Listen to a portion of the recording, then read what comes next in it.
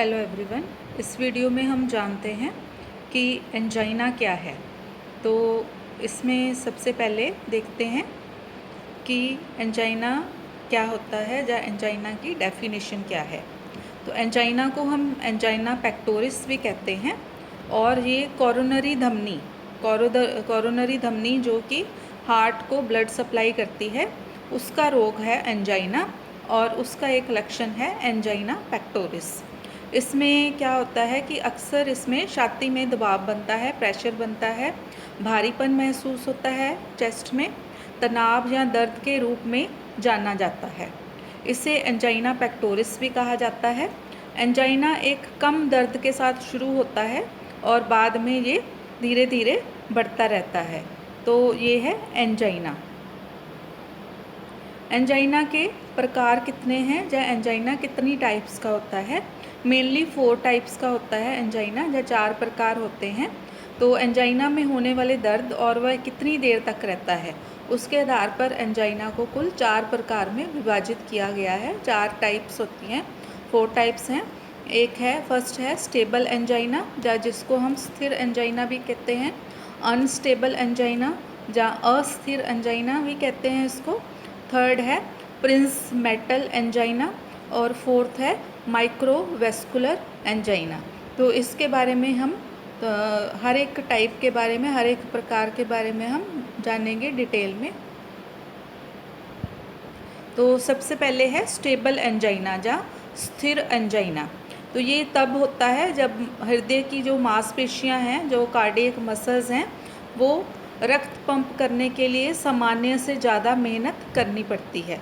मतलब जो cardiac muscles हैं, हृदय की मांसपेशियों को पंप करने के लिए, ब्लड पंप करने के लिए या रक्त पंप करने के लिए नॉर्मल से, सामान्य से ज़्यादा मेहनत करनी पड़ती है।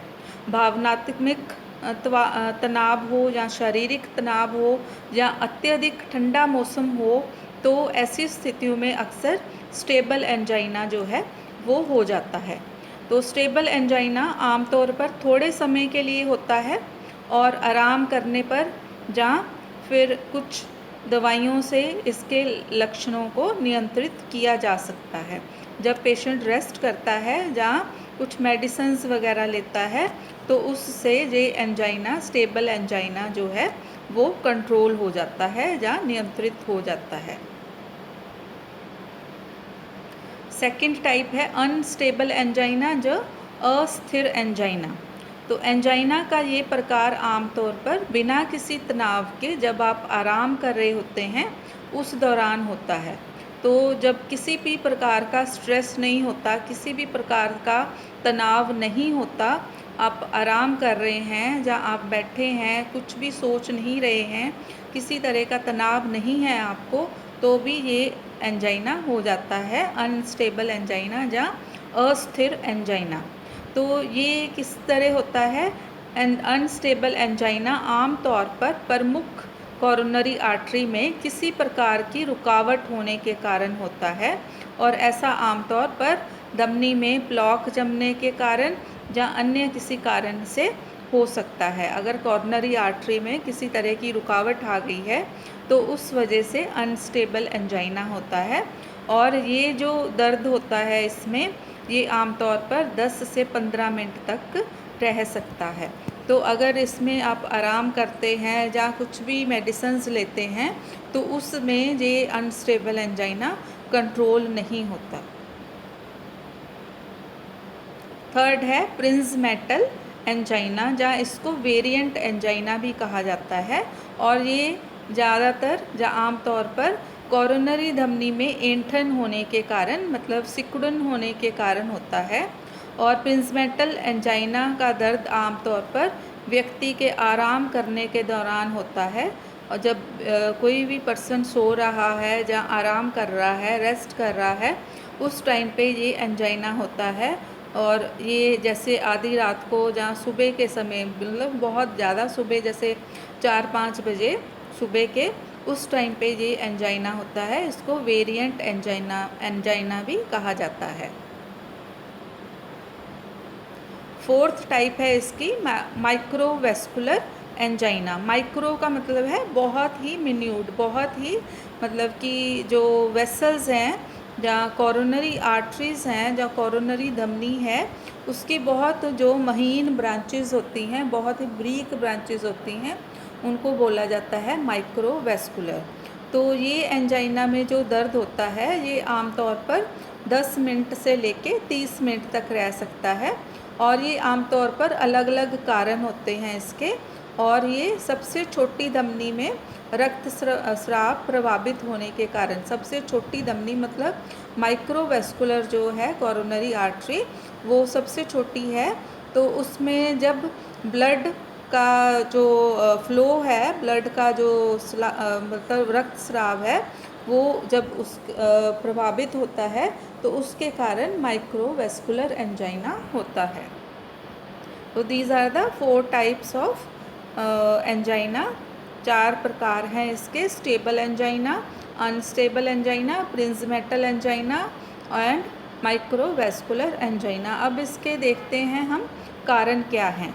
तो एंजाइना के प्रमुख कारण क्या है कि धमनियों के बहुत संकीर्ण हो जाने के कारण एंजाइना होता है। जब कोरोनरी धमनियाँ बहुत ज़्यादा सिकुड़ जाती हैं, जब बहुत ज़्यादा नैरो हो जाती हैं, तो उसके कारण एंजाइना हो जाता है, क्योंकि उसमें ब्लड का जो फ्लो है वो नॉर्मल तरीके से नहीं होता। सेकंड है ऑक्सीजन युक्त रक्त का हृदय की मांसपेशियों तक पहुंचना मुश्किल होने से एंजाइनों के लक्षण जो है प्रकट होते हैं। तो धमनियाँ सिकुड़ने की वजह से या धमनियों में कुछ जम जाने की वजह से क्या होता है, जो ब्लड का फ्लो है वो कार्डियक मसल्स जहाँ हृदय की मांसपेशियों तक नहीं पहुँचता और उसमें ऑक्सीजन की कमी रहती है, तो उसके कारण एंजाइना के लक्षण प्रकट होते हैं। थर्ड है कि धमनियों को नुकसान पहुंचने के कारण जहाँ क्षति पहुंचाने वाले अन्य कारक जैसे रक्त में वसा, जहाँ शुगर के उच्च स्तर भी एंजाइना का कारण बन सकते हैं। ये है कारण। नेक्स्ट है एंजाइना के जोखिम कारक क्या हैं, या रिस्क फैक्टर्स जिसको हम कहते हैं, वो क्या हो सकते हैं जिसके कारण एंजाइना होने के चांसेस ज़्यादा रहते हैं। तो सबसे पहले है अस्वास्थ्यकर आहार। अगर अनहेल्दी भोजन है तो उसके कारण, मोटापा के कारण हो सकता है। धूम्रपान अगर कोई व्यक्ति ज़्यादा करता है उसके कारण हो सकता है। गतिहीन जीवन शैली, मतलब कि अगर वो बैठा रहता है, बैठने वाला ज़्यादा काम करता है, तो उसके कारण हो सकता है। कोलेस्ट्रॉल लेवल बढ़ने के कारण हो सकता है। डायबिटीज़ मेलाइटस अगर कंट्रोल ना हो उसके कारण एंजाइना हो सकता है। बढ़ती उम्र मतलब एज अगर ज़्यादा हो गई है तो उसके कारण भी एंजाइना हो सकता है। पुरुष महिलाओं की तुलना में पुरुषों की धमनियों के रोग होने का अधिक खतरा होता है। आनुवांशिक कारक, मतलब कि अगर फैमिली में किसी को है तो आगे बच्चों को भी होने का चांसेस जो हैं होते हैं, फैमिली हिस्ट्री हो तो भी। पोस्ट मीनोपॉजल, मीनोपॉज के बाद जो औरतें हैं, महिलाएं हैं, उनको हो सकता है, जहाँ मानसिक रोग भी इसका कारण हो सकते हैं। फिर है एंजाइना के लक्षण, कि एंजाइना को क्या क्या उसके लक्षण होते हैं, कैसे पहचानेंगे कि पेशेंट को एंजाइना है। तो छाती में दर्द होती है, चेस्ट पेन होती है, और बेचैनी के साथ साथ दबाव महसूस होता है, एंग्जाइटी होती है, नर्वसनेस होती है और प्रेशर महसूस होता है।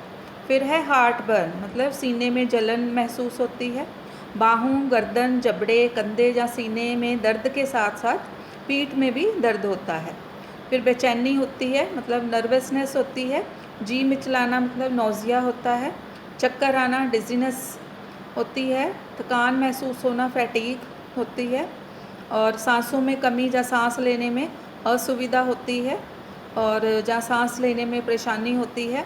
दुर्बलता का अनुभव होता है, पेशेंट बहुत ज़्यादा मतलब कि लगता है उसको कि बहुत ज़्यादा कमज़ोरी महसूस होती है। पसीना आता है और खट्टी डकार आती है।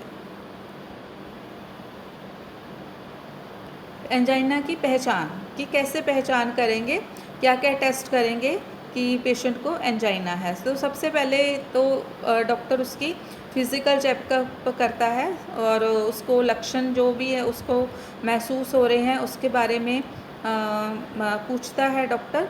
और उसके बाद जो भी अंदरूनी कारण है, कोई मतलब उसको पहले से कोई बीमारी है, जहाँ कोई भी मतलब खाने के बारे में या कैसे भी उसका भोजन कैसा है, जहाँ उसका लाइफस्टाइल कैसा है, उसके बारे में जानकारी लेता है।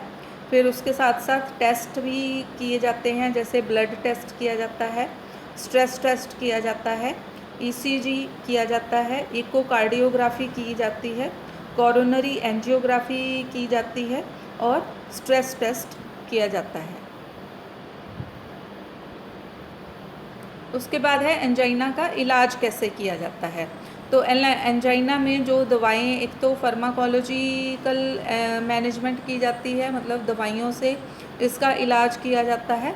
तो दवाइयाँ कौन कौन सी यूज़ की जाती हैं एंजाइना का इलाज करने और उसे फिर से होने से रोकने के लिए? नाइट्रेट दवाएं यूज़ की जाती हैं। रक्त के थक्के बनने से रोकने और रक्त के बहाव में सुधार करने के लिए नाइट्रोग्लिसरिन, एस्प्रिन और कोलोपिड्रोजेल दवाएं जो हैं वो दी जाती हैं।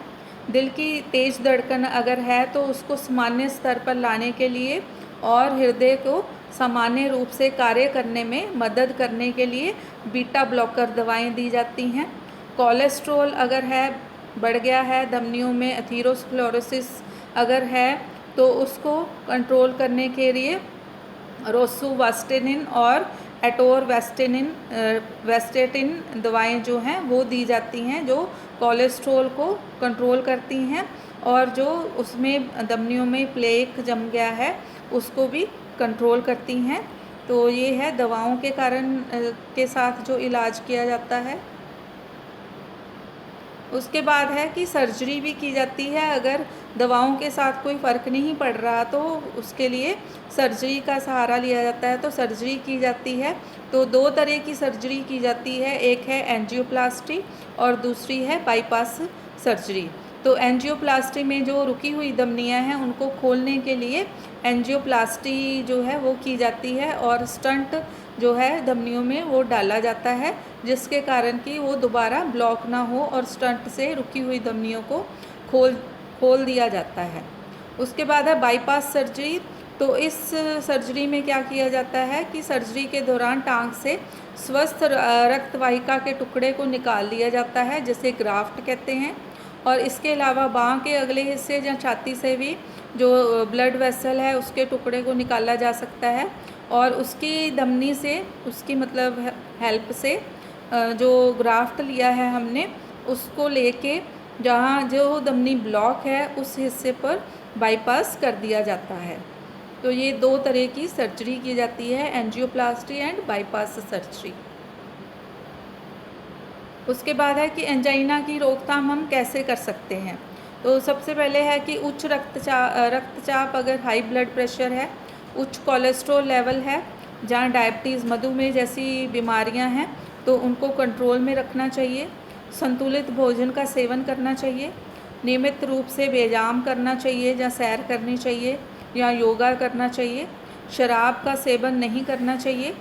एक स्वस्थ वजन बनाए रखना चाहिए, स्वस्थ मतलब वजन को कंट्रोल करना चाहिए। धूम्रपान से परहेज करना चाहिए। तनाव स्तर को कम करना चाहिए या उसको कंट्रोल में रखना चाहिए। ज़्यादा तनाव जो है वो भी सेहत के लिए हानिकारक होता है। तो ऐसे एंजाइना की हम रोकथाम कर सकते हैं। तो धन्यवाद। अगर आपको वीडियो अच्छी लगे तो लाइक करें और चैनल को सब्सक्राइब करें। Thank you so much.